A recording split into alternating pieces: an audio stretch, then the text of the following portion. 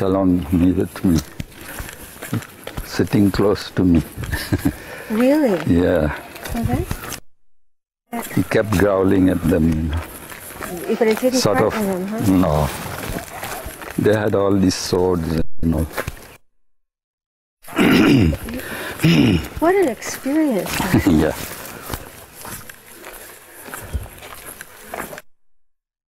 So we are now on to Seclusion Hill, and what we see in front is what is known as Baba's Seclusion Hill. And when Baba was here in Meherazad in the 1940s, and it was the year 1947 that towards November or so, Baba wanted to sit in seclusion in a very quiet and elevated place. So many places were discussed, and eventually they decided that this hill is a very suitable place for Baba's seclusion. It was quite close by. It was pretty steep, so shepherds and all wouldn't barge in and disturb Baba. And the mandali could be nicely supported by the staff at Meherazad. So Padri was told to erect cabins up on the hill. The only defect was that the hill it was very narrow on the top, and Baba wanted 2 cabins built on the top. So there wasn't much space to build 2 cabins up there. Although they were small, 10 by 12 or something, but to accommodate them was not possible right on the top. So Padri suggested to Baba we could have 1 cabin a little lower. Baba agreed to that. So, and the 2 cabins were erected by Padri of asbestos sheets, and the sheets were all tied by wire or something because it used to be very windy in the winter. It was the month of November, you know. And so the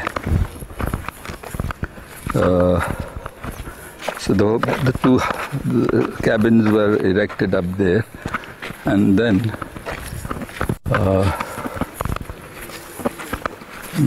when it was all ready, Baba gave instructions to all the mandali that he would be going in seclusion, so all other work that had to be attended to was done by Baba. And then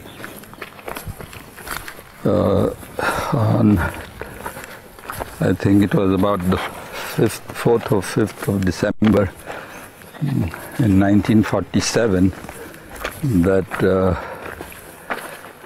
Mast Ali Shah was brought from Meherabad, and he was carried up the hill in the evening. After he was settled there in the lower cabin, Baba climbed up the hill and he entered his own cabin right on the top, and Baba's seclusion began. And there were 4 or 5 mandali that were. Just want to check this and see exactly here. Okay, okay. Sorry. Just want to make sure it's still recording. You want to stuff the wires in a little bit better?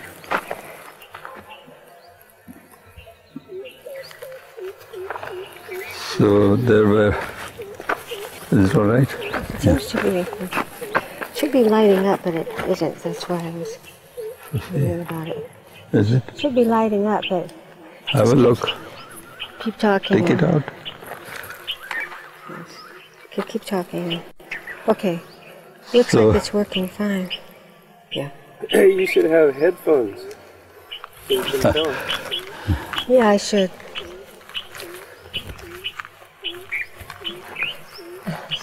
Okay. So as I was saying, there were 4 or 5 mandali that were also there, and Padri had built a little shed for them for shelter, and they would be staying there and keeping watch. So there was Eraj, Baidul, Kakavaria, Padri, Sidhuji, they were all up on the hill and taking turns to keep watch all throughout the night and day. Because Baba said that I have to do some very great seclusion work right now, and he did not want the slightest disturbance or anything, so they had to be very attentive. And Baba would be in his little hut up there all night. Then in the morning he would come down to the lower hut and be with the Mast Alisha and work with him for a few hours in the lower cabin.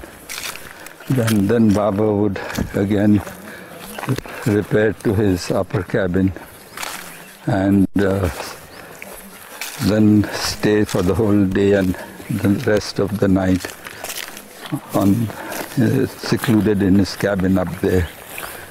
And during those periods, Baba was even fasting, sometimes without water even. It was a very, very rigorous seclusion work that he was doing. And Baba said it was one of the most important seclusions that he had done so far, far excelling in importance other seclusions. And he had some very special work to perform there. So he was busy doing that, and it carried on like this. And for about 12 to 15 days, he was up there with the Mast Alisha. And thereafter he came down, and Baba said his work was completed to satisfaction. He was very happy, and ever since then those cabins were up there unoccupied, and Baba resumed his normal activities at Meherazad. Then much later, when Baba entered the new life, he went up the hill again, and I will describe that part of the story later when we go up the hill. But in the meantime, let me tell you what happened many years later. So it was in 1955, during the month of November, that Baba had called a Savas gathering, and in 4 language groups. So there's Meru there. So be careful, huh? Now film. Sorry to disturb you, Meru. It's her last day and she wants to finish this work. Jai Baba. Jai Baba, Jai Baba. You kept everybody busy, Jenny. Yes. Notice I have avoided you so far. Well, I avoided you. She told me she'd be too busy.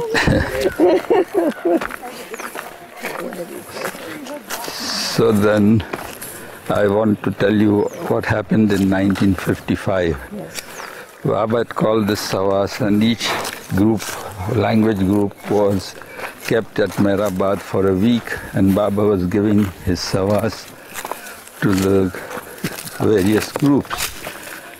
Every day he would come from Meherazad and then be with us there at Meherabad to give his company. Savas means company. So during each of the week, Baba said, one day I will call you all to Meherazad. And then each time the group was brought here, Baba would give them a tour of Meherazad. And then, as a final thing, he would lead us up the hill. And that is what I want to describe right now. So I was in the first group, the Gujarati language group. I think it was the first group. And Baba was walking up the hill, just as we are doing now. The track was not so well laid out then. It was quite rough. There weren't any trees or anything for shelter. It was a barren piece of hill, and the whole surrounding area was equally barren. No trees, no nothing. And we were following Baba, and Baba was climbing up the hill like a deer, you know, graceful steps. It was hard to keep up with him. And he would constantly say, keep close to me, keep close. While he was climbing from here, there were a few youngsters that were in the group. So they began to start climbing from here, straight up. They thought this was the destination, why not climb up like that? Baba was climbing, he turned around, he saw them, and he clapped loud. And they all stood in the tracks. And Baba beckoned to them, come down, come down. So they came down. And then said, Baba admonished them. He says, do you think this is a picnic that you've come here for? What do you mean by just climbing up like this? Follow me. Don't take shortcuts. If you go up there, you'll get stranded.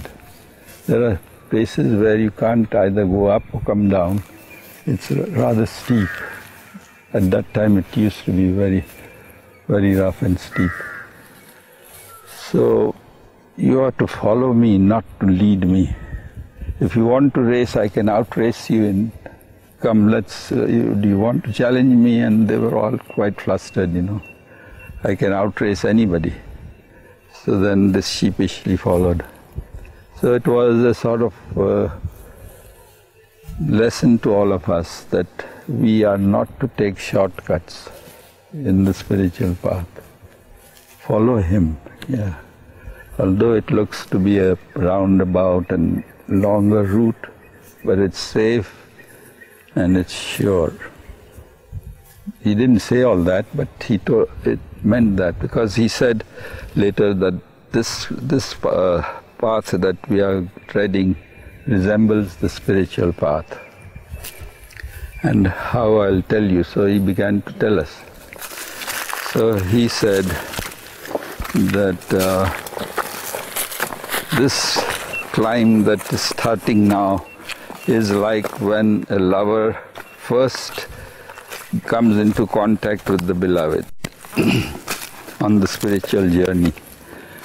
And the beloved encourages the lover no end, gives him all his attention and love, and the lover just is romping along this path, feeling on top of the world. He has renounced the world, he feels, and he is now free from everything, little realizing what lies ahead. So and Baba says the beloved encourages him to follow him. And he is climbing up there and he sees all these beautiful vistas all around. And he feels that he's gained everything. He just doesn't care for the world, nothing. He and the beloved, that's all. So Baba says that this sort of thing goes on until we reach the end of this first ascent. And he took us up to there, and I'll show you what happens there. So we were all expectant to hear what was going on. And then Baba also mentioned that the link between the lover and the beloved can be compared to a very fine strand of hair, finer than the human hair. And that's what the beloved, one hand is held by the beloved and one end is tied to the lover, and he tugs the lover along the path. So the beloved has to take great care not to allow the link to snap. Baba said, he's telling this all to us, if the link snaps, that's the end of it, the relationship. So he has to take utmost care to see that the link is maintained. So he cares for the whims of the lover and takes him up the path, and he is following. There isn't much resistance because there's so much encouragement from the beloved. So Baba says, here's where we come to the point where the beloved now gives the first jolt to his lover.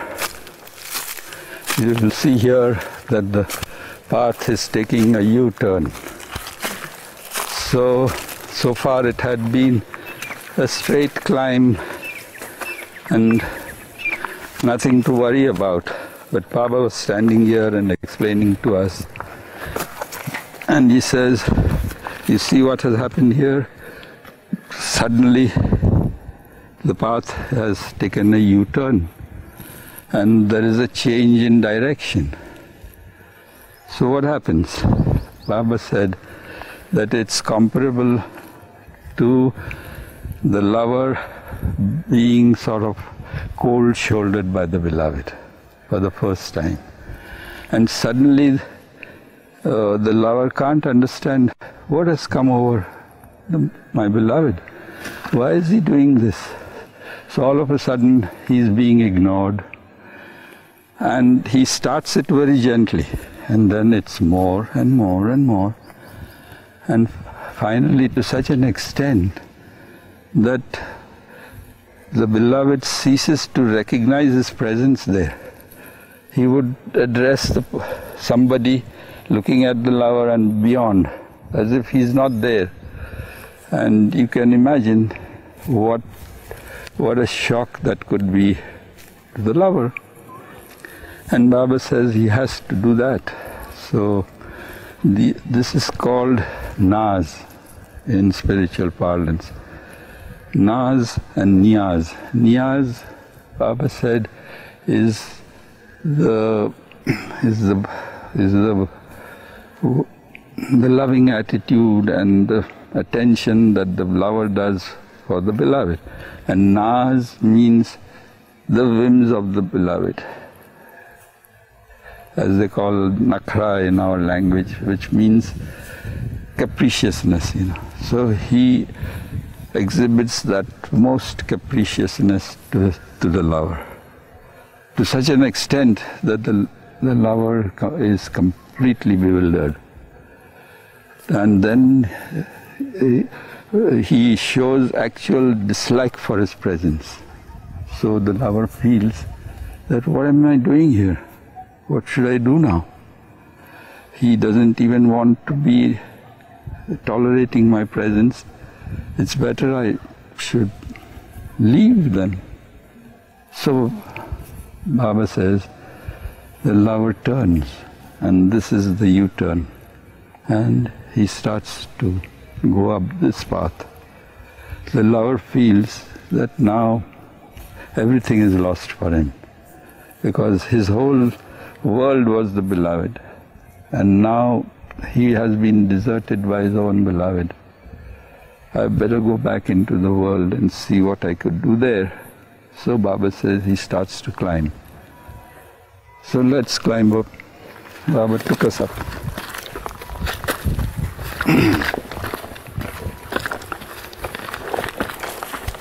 So Baba said that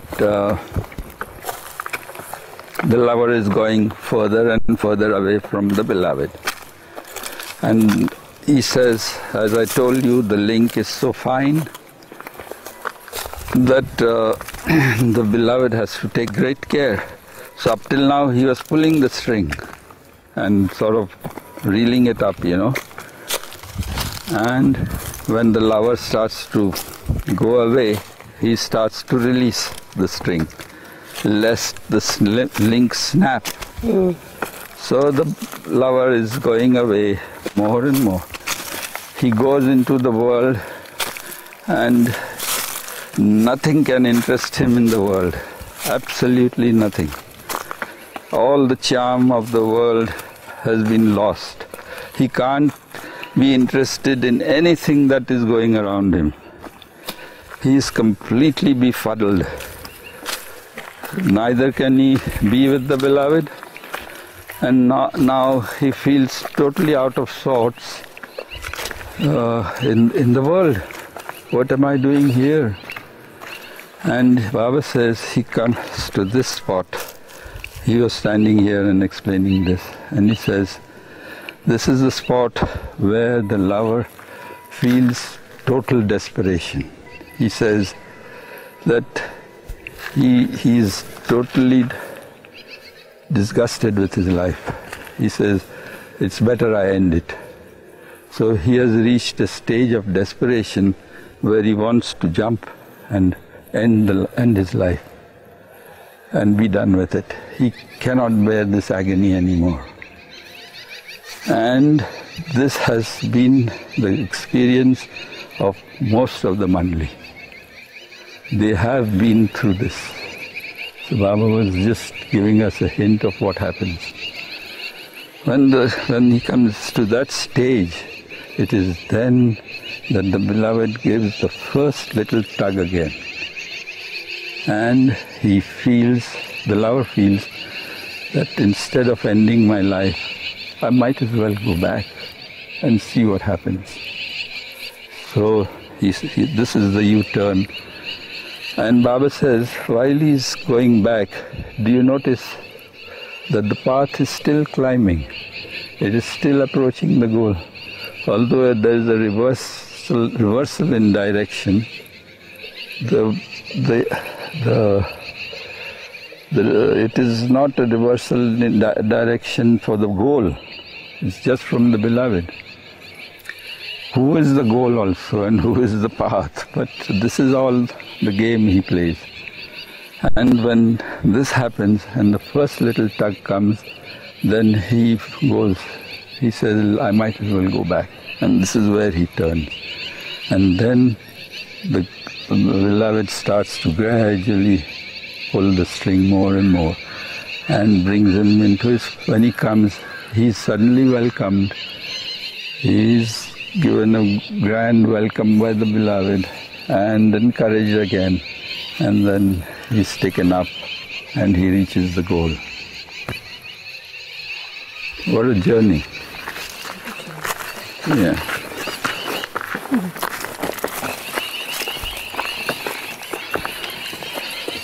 This is when the beloved stops ignoring the lover. Yeah. The ignoring and the cold shouldering is the worst that the Mandli felt in his presence. And his constant being dissatisfied with the presence of anybody in front of him, you know. He would show his displeasure in no uncertain way. Yeah.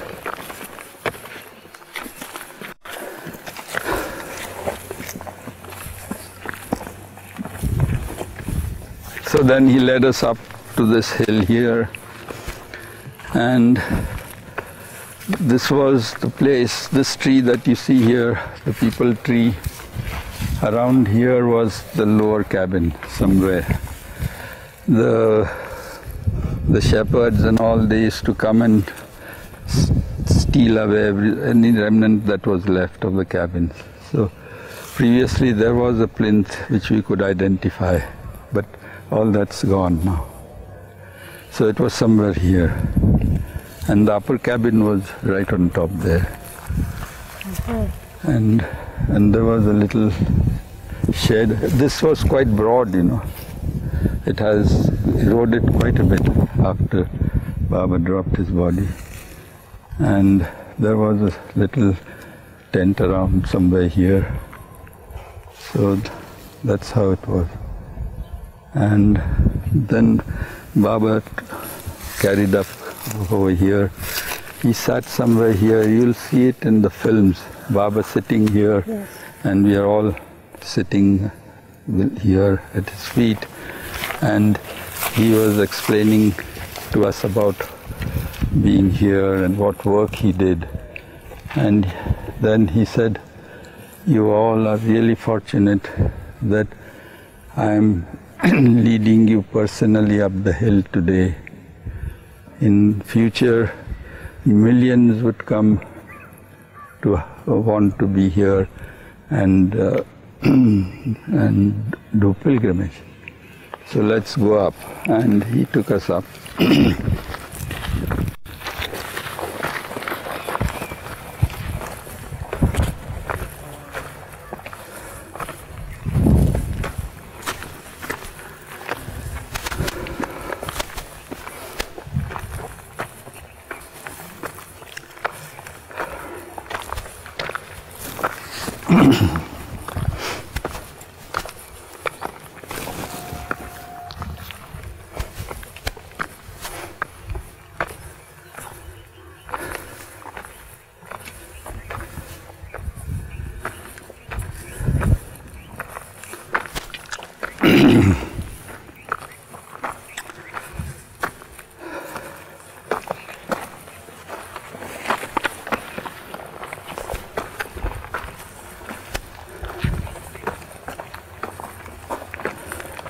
At that time there were none of these steps or anything.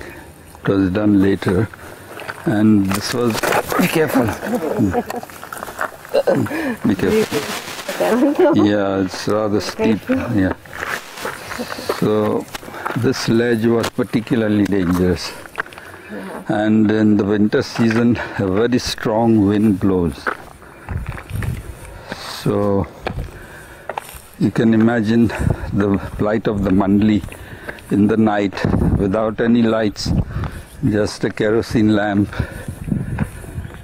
And this was the place where the top cabin was built. Unfortunately, there is some remnant left of the original thing. This is the plinth.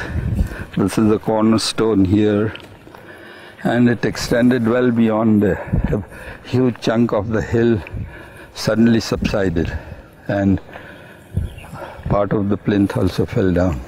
Beyond that there was space, so you can imagine how broad it was, even this side. And so both sides it has been eroding.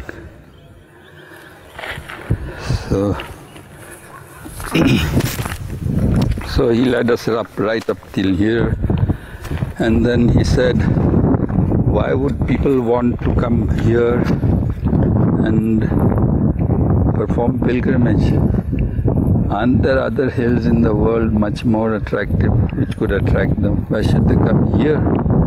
What would bring them here? Then Baba himself replied and said, because I have done great spiritual work here. So all those who come here and bow down to me here will benefit spiritually. And that is the reason why people will want to flock here in future. And millions would come. This and Meherabad would become a place of world pilgrimage. And you all are so fortunate that I have personally led you up here. And now, as a token of remembrance of this visit, each of you pick up a small pebble and keep it as a memento of this trip. So we all took a pebble and kept it in the pocket.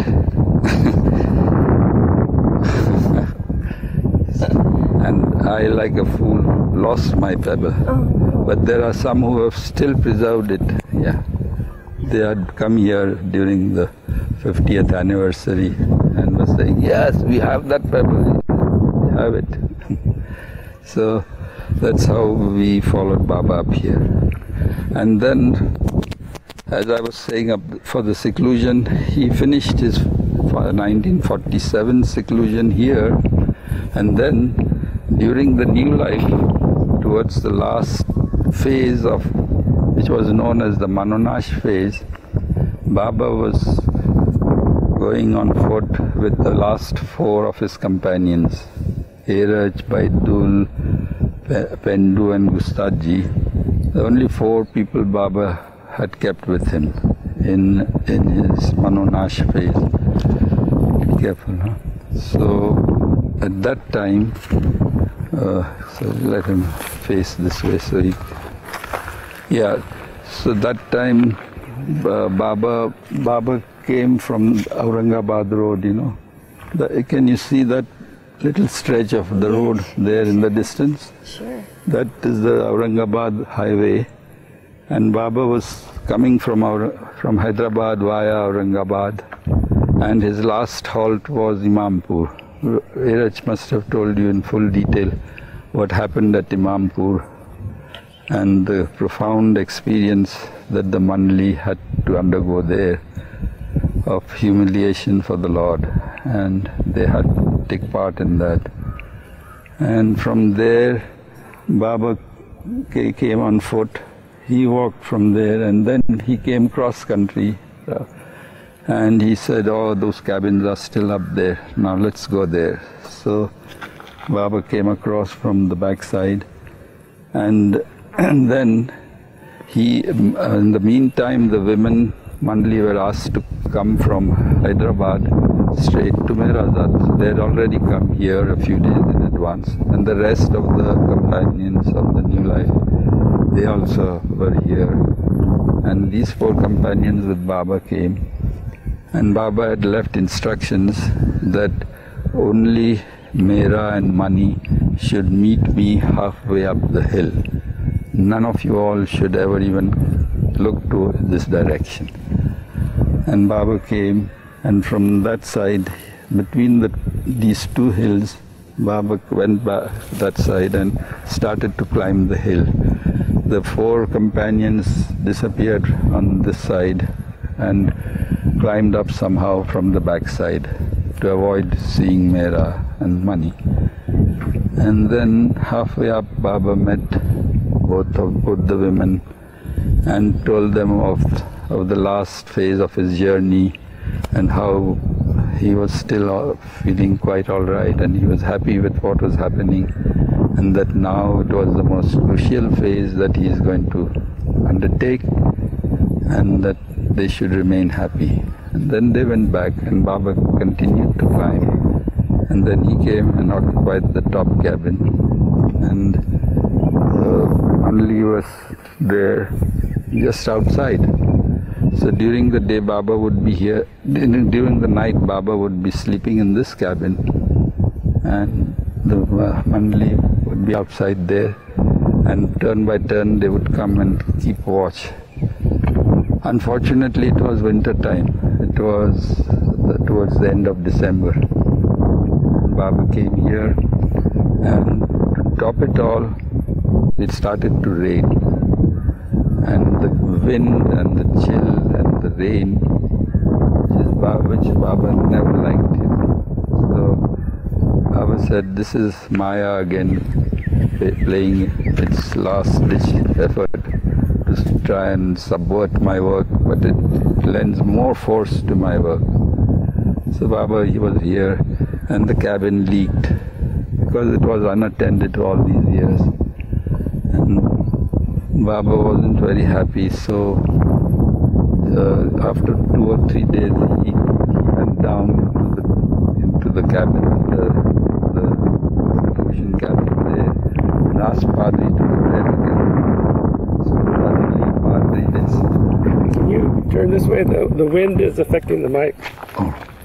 Could you just repeat a couple of sentences before? See, it was very windy and raining, so it had leaked, and Baba was having quite a lot of disturbance in his sleep and work during seclusion in nights and during the day also. So Baba went down and was in seclusion in Meherazad. He asked the companions to stay put there, out in the rain and the winds. They had to rough it out. They had no umbrellas, no shelter, no nothing. And Padri was sent word to come and hurriedly repair the cabin, both the cabins. They were leaking furiously. So he did a quick repair job, sealed all the little cracks and holes that had formed.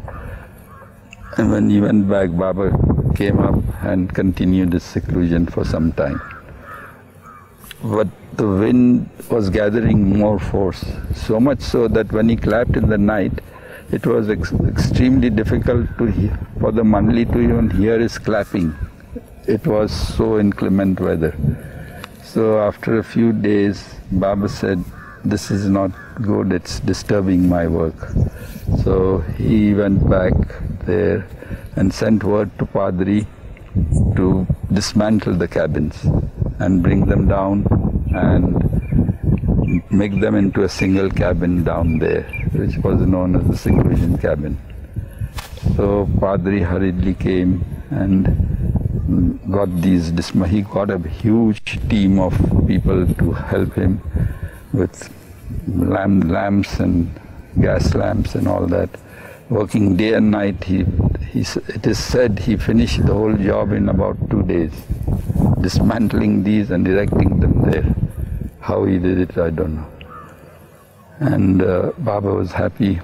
In the meantime, he asked the Mandali to continue to stay there and maintain the link. They roughed it out here, and then when it was all ready, then they were asked to come down, and the cabin was enclosed with bamboo curtains, tattas as they call it, so that the rest of the Mandali was separated from Baba and the 4 companions.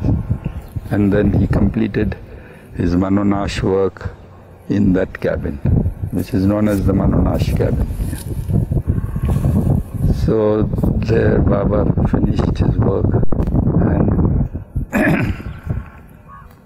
and I think the last day of December, there was a duni fire that was made outside the cabin, behind the cabin, and Baba had it lit for some days, and then on the last day of December, Baba had asked Eraj to write down on a slip of paper all rites, rituals and ceremonies of all the religions of the world are hereby consumed in the flames. So Eraj jotted that down, and Baba kept the slip of paper with him, and then he sent him back.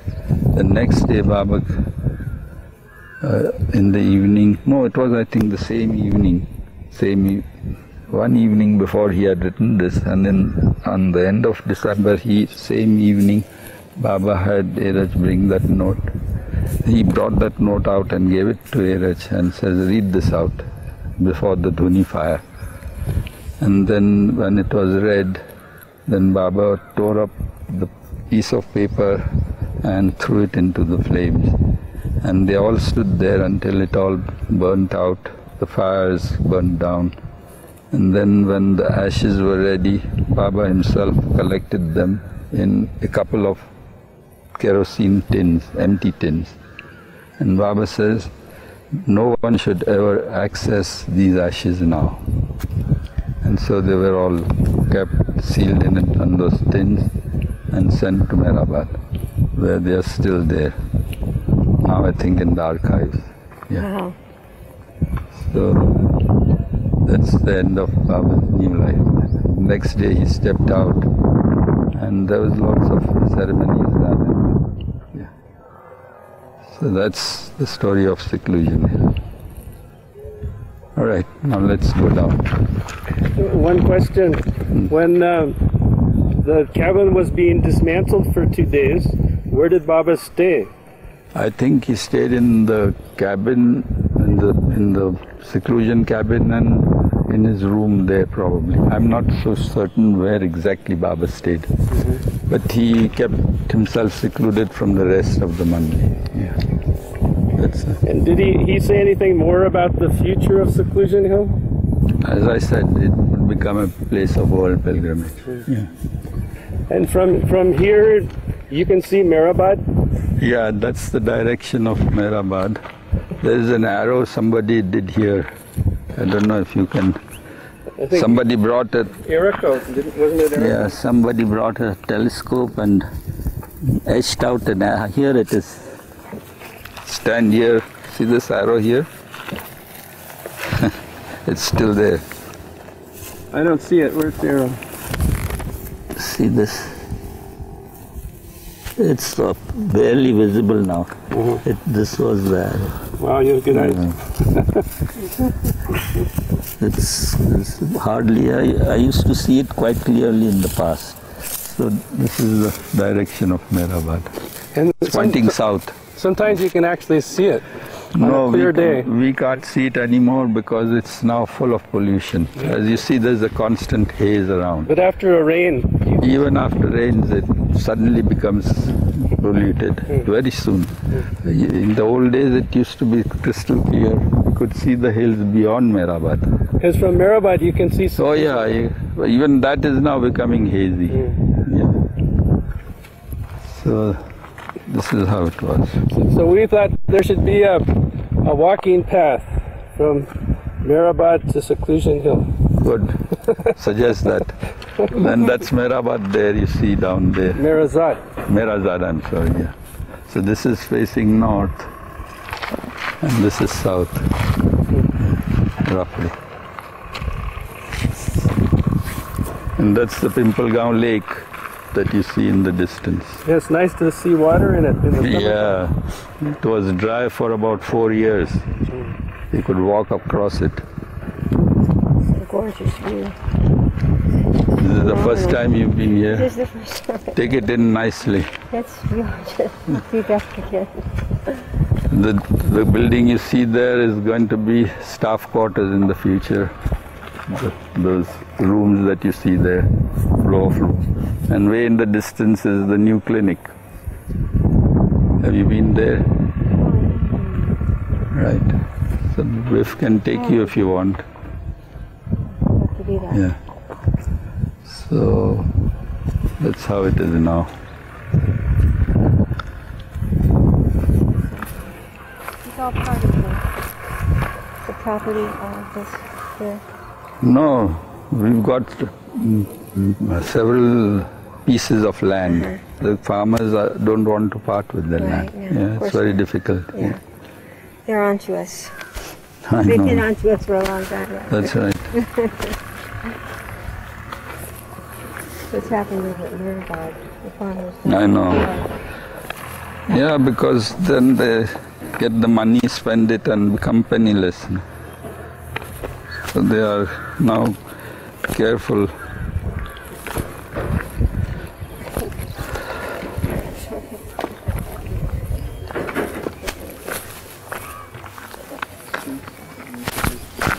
So I want to show you one little spot here.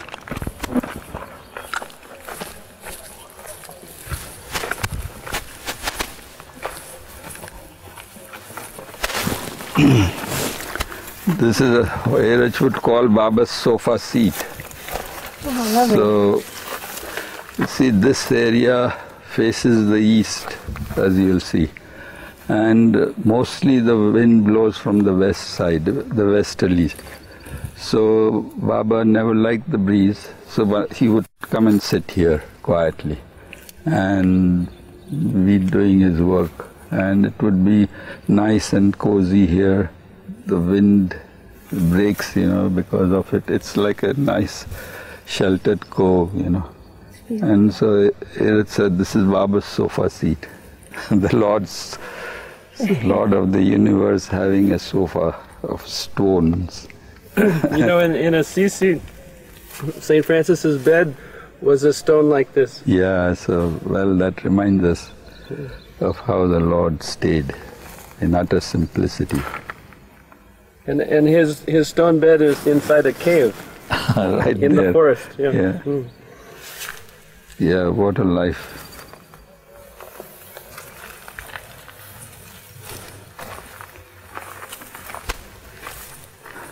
It's a life where they cannot tolerate any comfort.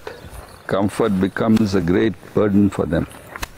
They cannot bear it, as one must put it. When he was lying naked on the roadside, and his name was Dhondibua, and he was an advanced plane mast, and he was lying there naked, and the sun was burning down on him, and Meheraj questioned him, why do you lie like this? Why don't you take some shelter? He says, I cannot bear comfort. This are the words he used.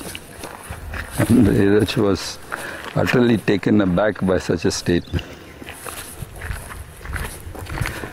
So we are climbing back now. Be careful now.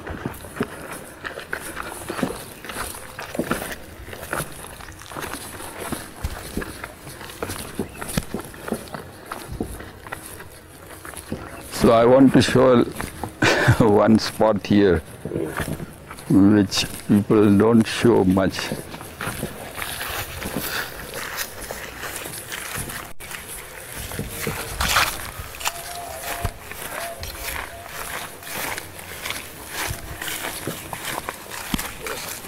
So the Mandali, were somewhere here in the open, and they were ordered not to climb down the hill under any circumstances. So, you see, they were in full public view all the time. So there was hardly any privacy for them. So, how to attend nature's call, where to do anything, couldn't even ease themselves. So they had to select some. Be careful. So they had to select some spot where they could at least ease themselves up. And so Meheraj showed me this place, which they somehow were able to locate.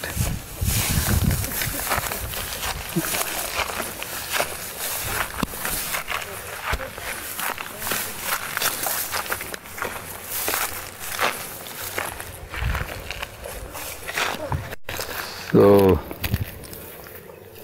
this was where they had their toilets. Oh, this?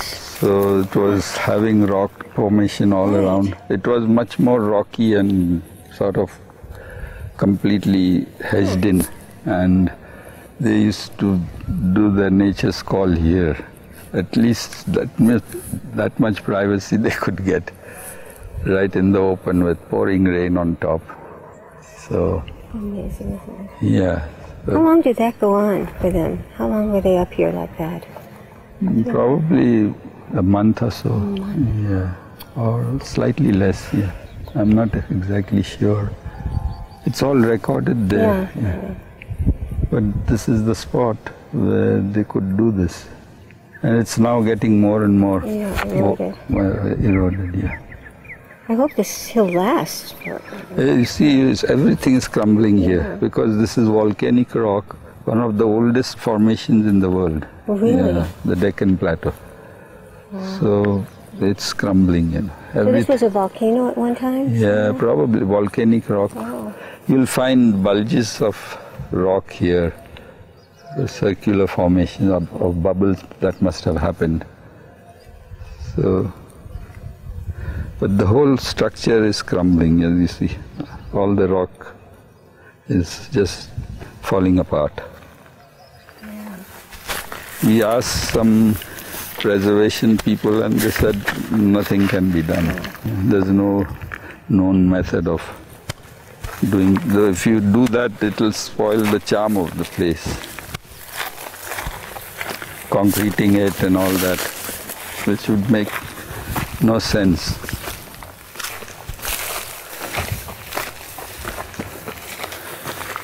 All right.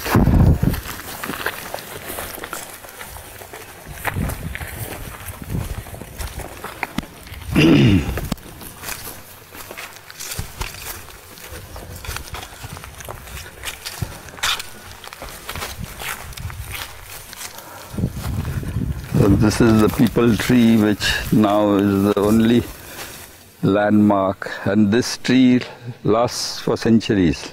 Really? Yeah, it's a very sturdy tree. It's called the Bodhi Tree the Buddhists call it the Bodhi Tree, which is where Buddha attained enlightenment under the tree. And all these will just die off in no time, but this will go on, if Baba wills it, of course. It's such a little tree. It's very small. It was a tiny shrub, now it's slowly gathering girth, It's very hardy and very slow growing, but once it takes root, it just goes on and on. It doesn't require much water, I guess. It grows in cracks in the cement. Oh my God. You know that? No. And it's difficult to eradicate it if it gets in there. Somehow it draws moisture from the air or what, I don't know. The roots. See how the rock is jagged and yes. Every part is crumbling. All right. This is wonderful, Meherwan. Yeah. This is a trip of a lifetime. So I hope you'll. Thank you so much. Thanks to Baba for providing that story, because he is the one who gives the life to everything,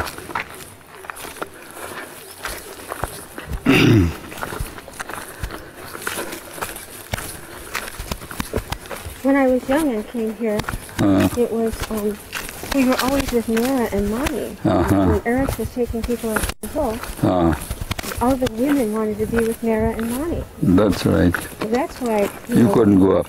I didn't go up because those precious times with them. Yeah. Well, that's good enough.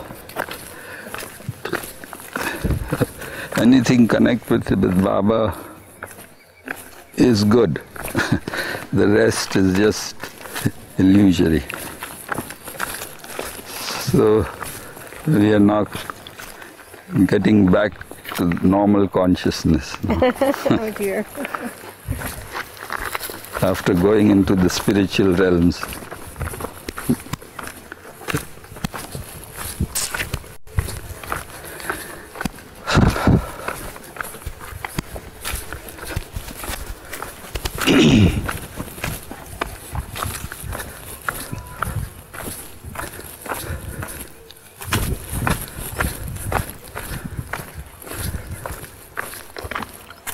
And this whole place has been spiritually hallowed from times past.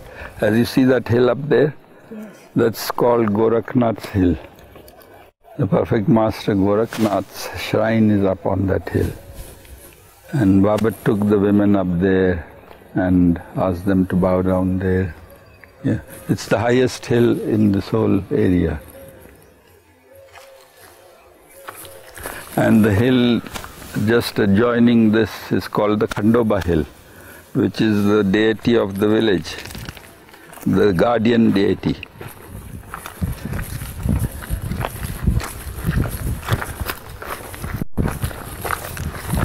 And in December they have an annual gathering up that hill. The time when Baba was working here, you know. So thousands would gather up on that hill.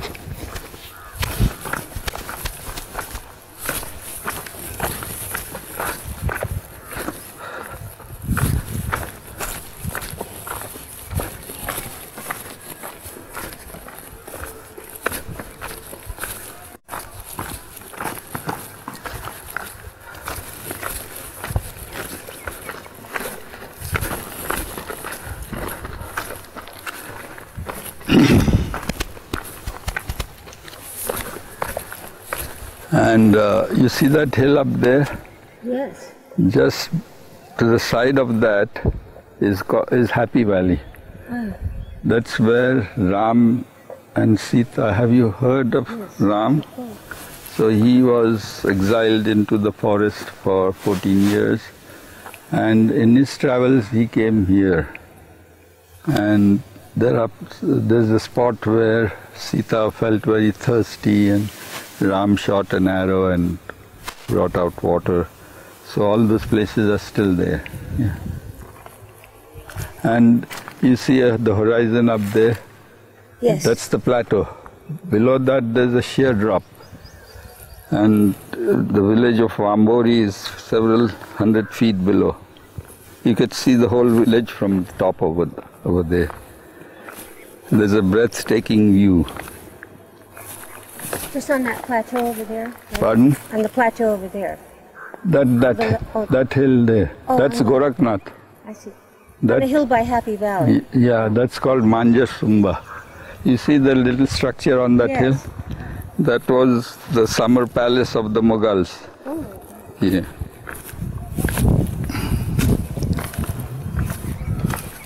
And there's some Mohammedan shrine also there. And a swimming pool. And there are two big swimming pools. The funny part of that hill is that there is water, perennial source of water 2/3 of the way up the hill, but no water in the village at the base. Isn't that amazing? So the villagers from the base go up the hill and bring water for their needs on heads. The women go up. Is it like a spring that's there? Yeah, some subterranean spring that bubbles out, and there's a big pond on the backside of that hill. So there's quite a nice engineering feat that the Mughals made to draw water from the well below. They made a well there. I see. With a parapet and all. So you could see the parapet from the valley below. It's a miracle of engineering in those times. How they did it, we don't know. There's no support under that. It's a sheer drop of 1,000 feet or so.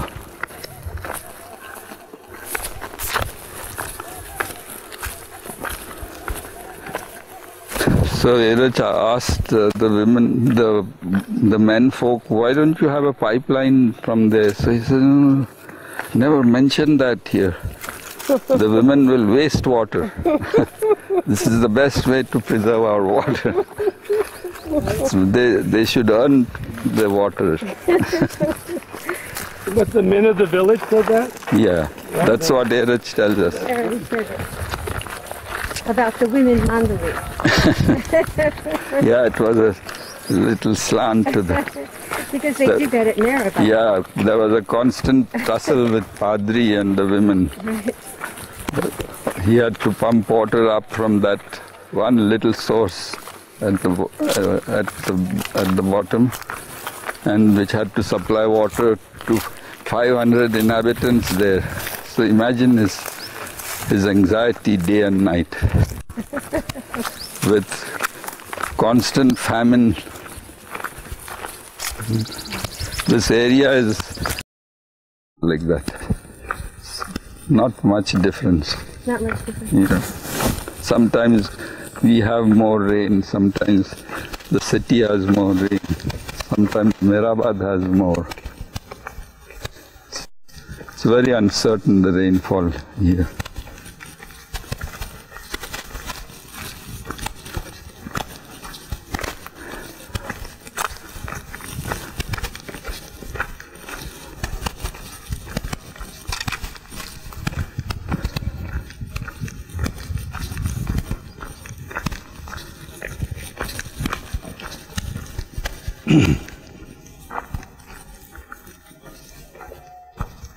We call this the Alaba Point. You know, Alaba used to race up the hill in about 15 minutes up and down. Once he had a bet with Gary Kleiner, and Gary challenged him to climb the hill and come back. So he ran up the hill and ran down in that record time. He was that strong. When he became very old and feeble, he could walk up to here. So he had this little stone planted here, and he would come and pray here. And he did this little thing. Yeah. So sweet. So we call this the Alaba Point. So sweet.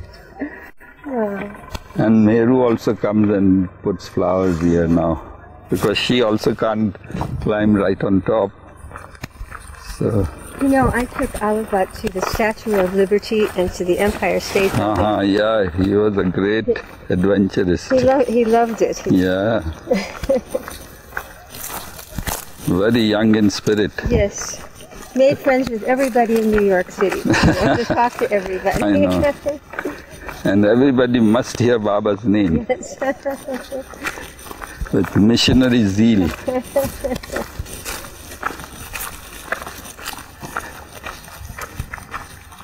He wouldn't brook any opposition to that.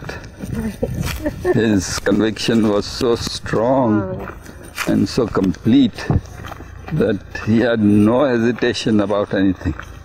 And that carried, you know, because there was earnestness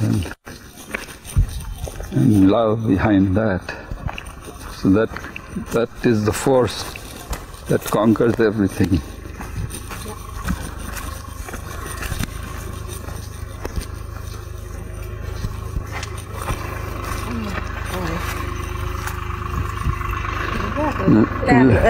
Later on, when this hill became more and more barren, the Bhauji approached the government, and the forest officer came, and he was asked to forest this hill. So it requires permission, you know, because all the hill slopes are reserved for the village people to graze their cattle and sheep. If the grazing is allowed, then the barrenness would never be got rid of. So first they had to get the sanction of the village authorities. So somehow that was obtained.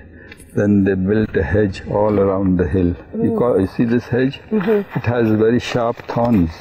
If you'll go and see.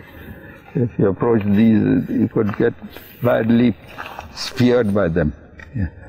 So they first built this hedge, and then they had this plantation done. And to start it, at that time, a huge influx of pilgrims from all over the world had come. So the forest officer had come and he says, "Why don't you all join us in starting the plantation?" So Meheraj took all these pilgrims along, and it was a truly international effort. All the pilgrims joined to plant a few saplings there. So out of the thousands that you see, many have been planted. by people from all over the world. Isn't that wonderful? Yeah. It's gorgeous. So in the rainy season, it's really lush green and fine.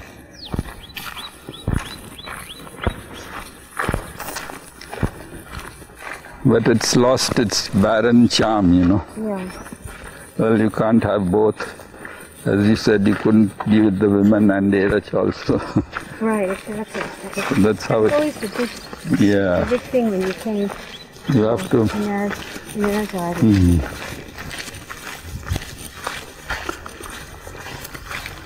So, all right.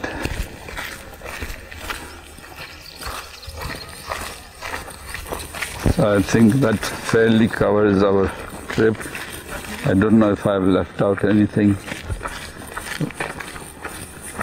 but as far as I could remember, and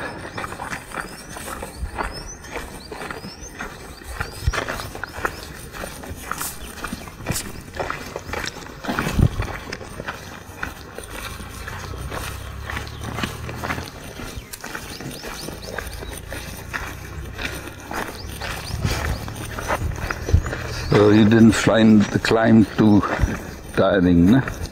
Pardon? You didn't find the climb too... No, I did it, kind of. Yeah, good, Next time I'll wear my running shoes. good.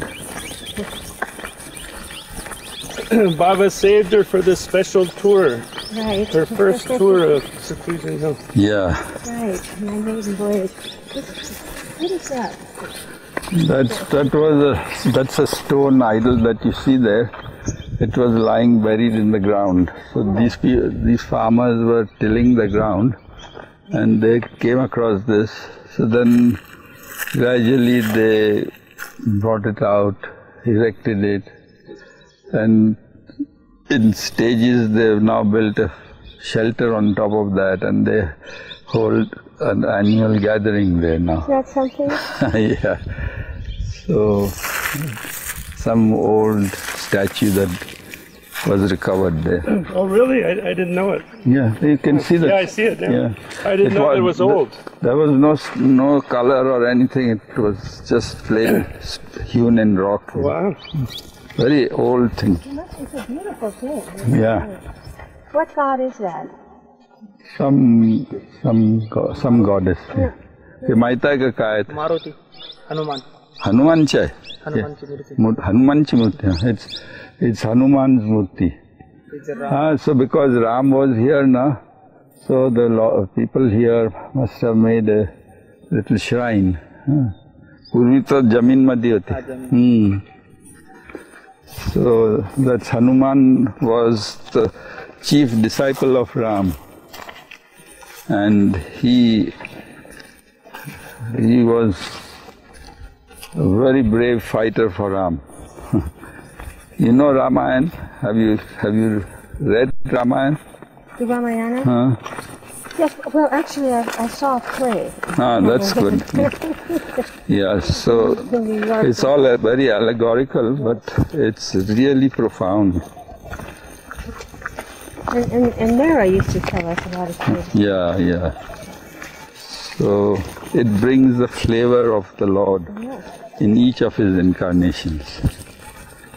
And that flavor and aroma lasts for centuries and millenniums. So it's several thousand years, and still Ram's name is so much revered. So that's the force that the avatar brings into the world. You know? And it just goes on and on and on. And the work that he has to do to create this force is what he used to do in seclusion. You know? Most of his life you would see it was all seclusion.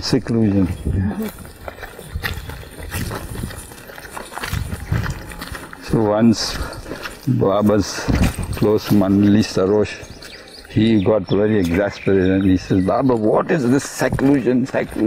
Come out in the world and present yourself. So Baba, as if he had not heard what Sarosh was saying. Sarosh used to be quite bold with him. I must have enjoyed Sarosh. Oh yeah, you must have met him, no? Yes, I did. He was a beautiful He person. was wonderful. Yeah, very innocent. Very jolly and Yeah, guileless. Jai Baba, Jai Baba.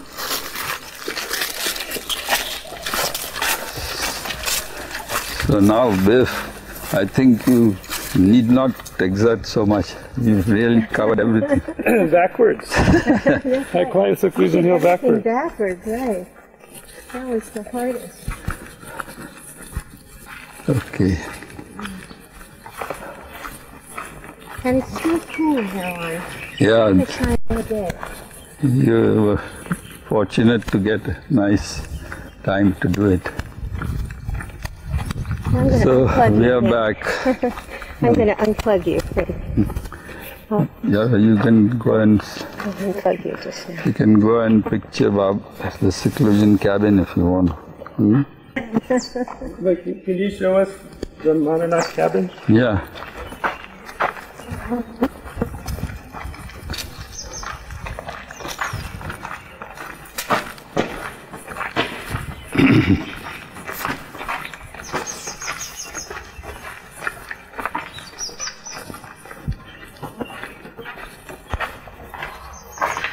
So this is the Manonash cabin that was built in record time, and the two huts that you see up, which we saw up there, the remnants, they were made into one over here. And then Baba sat for the remaining part of his seclusion in this cabin, sometimes in the bus cabin there, and sometimes this room also. Yeah. And he finished his Manonash phase work in these places. Can you show us inside? Yeah, sure.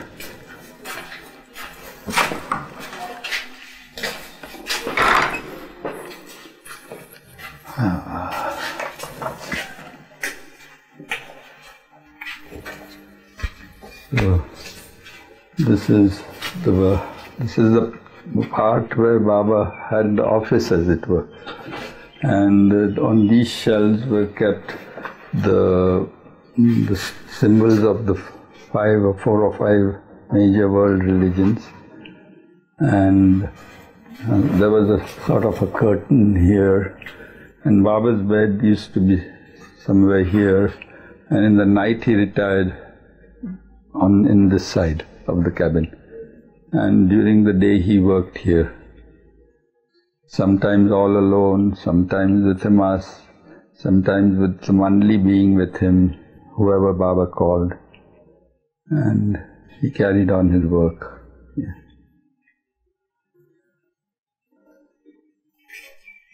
And could you just say that this then became Erich's room? Yeah, so after Baba stepped out of the seclusion and the dhuni was behind here, and after all that was over, Baba came out, and then Baba turns to Erich and says, "From now on, you stay in this room." Until then, Erich had to just float around Meherazad somewhere or the other. So then he began to stay here, and as you see, it's just asbestos all around. Even the top is that. So it was like an oven in the summer and like an ice box in the winter. In those times there was quite an extremes of weather. So he was oblivious of all that and just stayed put here till the end, till he died on this bed. Yeah. Could you just translate this writing on the wall here?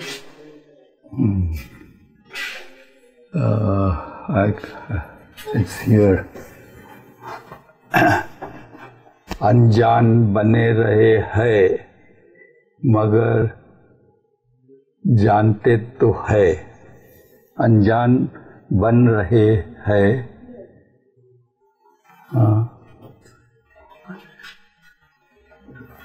अनजान बन रहे हैं मगर जानते तो है. This was what was written. He sent this message about 2 or 3 times with Gaver while Erach was doing correspondence. So the third time she came, Erach wrote it on the wall up there. And he says, are you convinced now that I've heard this message and it's recorded here now? What is the translation? The translation is that you have assumed ignorance, but you know everything. Yeah. But all the same, you know everything. Yeah. Oh God! I didn't get that because Bobby has it. Yeah, he has it. Yeah. Don't worry. Jai Baba, wonderful. Yeah. What a treasure. Okay. It smells so good. Devani just told me she found some tips also that I can use from there. That's nice. That will be right from the horse's mouth. So not not necessarily, but about other things. Yeah. So we're coming along here, making progress. Good. Can I get this off me now? Yes. Here you are. Now disappear. You're free. Yeah, disappear. We're going to disappear. Thank you so much. Now you can say whatever you want. Meherwan, I'll be back in August. MeherBabaLibrary.